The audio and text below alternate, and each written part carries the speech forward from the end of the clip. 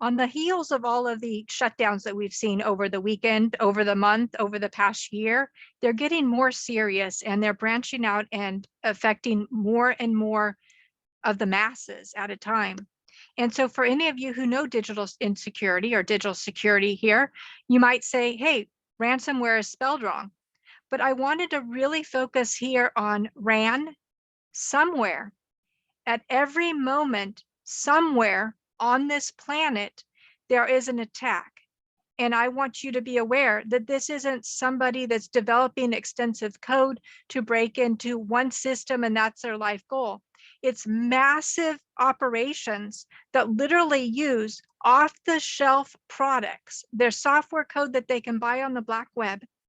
They just massively attack in huge bursts to multi-millions, tens of millions of accounts at a time, or businesses or computer networks or IP. They just throw it out, and this will be in milliseconds, and then the next one goes in milliseconds, the next one goes. And it's not about getting it perfect or right or having the right business model. All they need is one. All they need is one big fish, and they've got enough money now to set up a whole business model and develop to the nth degree. So that's why I wrote here ransomware, because it's not just somewhere anymore.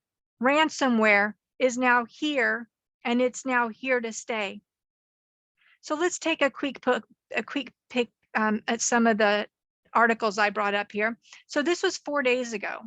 Swedish Coop supermarket shut due to US ransomware cyber attack. This was by Judy Tidy, cybersecurity reporter, BBC News. This is, of course, bbcnews.com. Some 500 Co-op supermarket stores in Sweden have been forced to close due to an ongoing colossal cyber attack affecting organizations around the world. Co-op Sweden says it closed more than half of its 800 stores on Friday after a POS tills and self-service checkout stopped working. The supermarkets was not itself targeted by hackers, but is one of the growing number of organizations affected by a hack on a large software supplier the company uses indirectly. Now, this right here that I read might seem familiar to you. Remember when Target had their hack? It came in through one of their suppliers that showed a vulnerability. The hack got through into the Target system and took it down. Target stores, for those of you that needed that clarification there. Cyber researchers say that about 200 businesses have been hit by this colossal ransomware attack, which had mainly affected the US prior to this. Cybersecurity firms, Huntress Labs, said that the hack targeted Florida-based IT company before spreading through the corporate networks that use its software. The firm believes the Russian-linked REVIL, you've got the word evil there, get it? Revil. Ransomware gang was responsible. So this was 4 days ago. Let's take a peek at this one. This is on Business Insider. This article is, of course, by Sinead Baker and Isabel Asher Hamilton. This was June 10th. And this says the world's largest meat processor has paid an $11 million ransom attack after a cyber attack. Now, remember when I said before, this is off the shelf. This doesn't have to be, and I don't know this particular scenario, but it doesn't have to be one person figuring out their way into this particular location. This is just as low risk, low entry level, and low technology as necessary to keep throwing things at the wall until they stick and they slip through a hole. And they may or may not have targeted this particular location, but in this case, this was the jackpot winner for them. So JBS is the world's largest meat processing company. It was said it was hit by a cyber attack on May 31st, and that it has now paid $11 million to the hackers. Its CEO said it was a very difficult decision to make our company and for them personally. And so if you want more information on that, that information there is on the web or here at Business Insider. And then we have here at CBS News, this article came out on July 6th. This is yesterday. This is why we're getting this out today. I like to have a little bit of a buffer. 12 hours, 24 hours is good from the point that information is released to the point we move forward so I can gather more facts.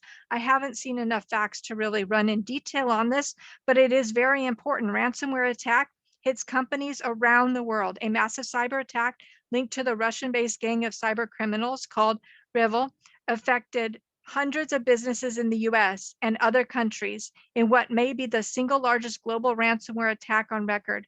Technology reporter Dan Peterson joined CBSN to discuss the latest attack and the hackers' $70 million ransom demand. Remember, the same name was mentioned over here. And oops, here we go.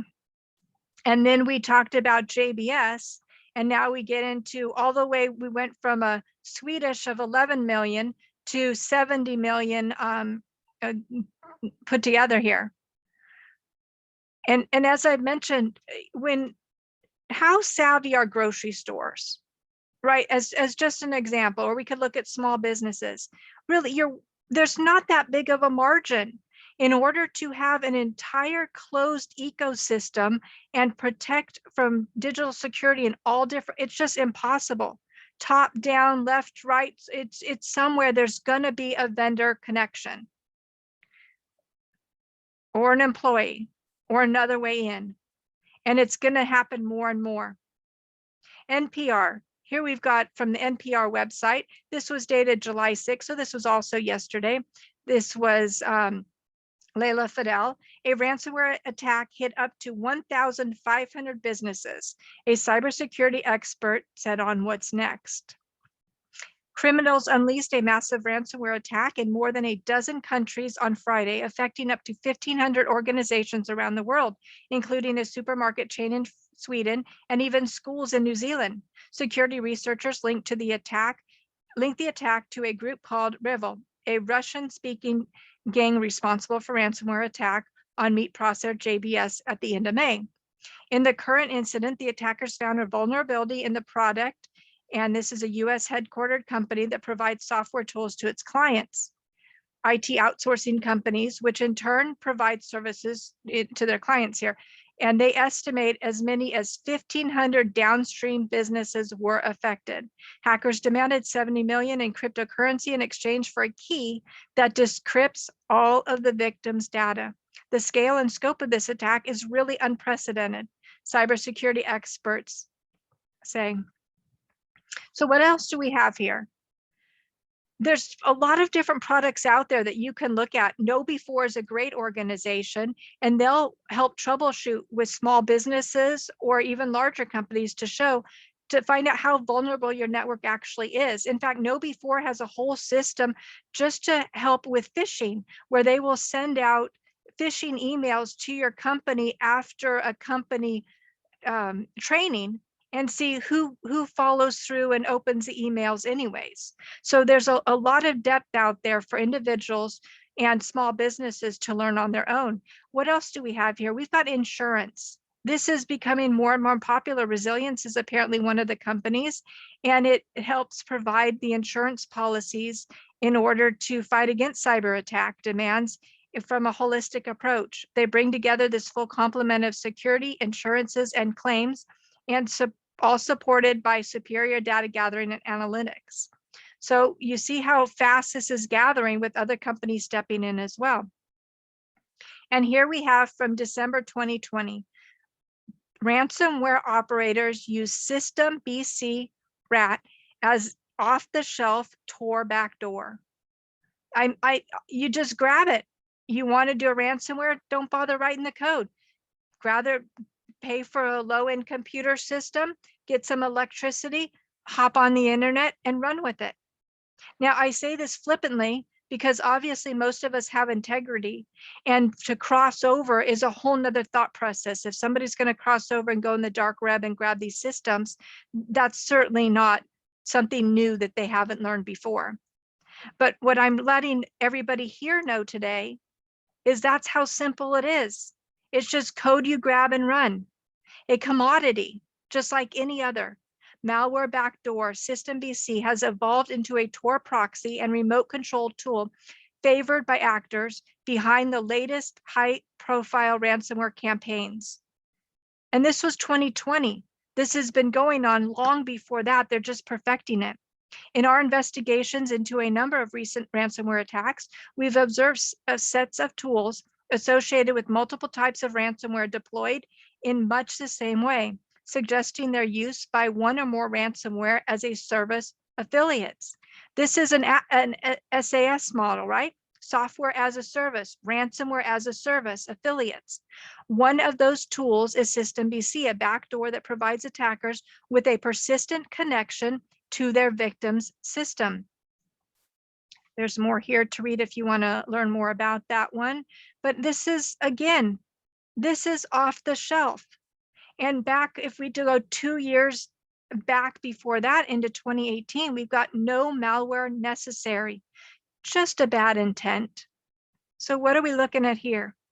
While the vast majority of cases we handle at this company involve known variants of ransomware, such as Dharma and SamSam, we have recently seen cases that involve no malicious encryption software at all, just malicious intent, combined with off-the-shelf commercial encryption software, often the freemium version of commercial products.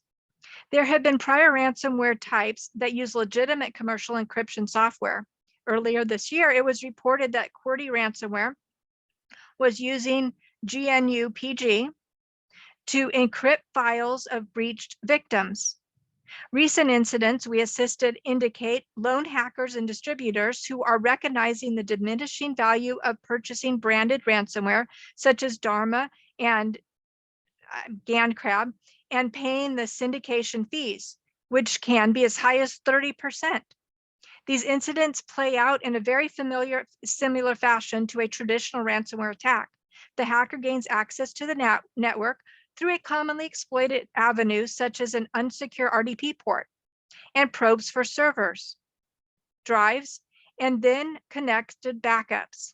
Rather than using a ransomware payload, the hacker uses off-the-shelf file encryption software to encrypt servers and connected drives. If backups are connected and reachable, they are typically wiped or encrypted as well to prevent a restore.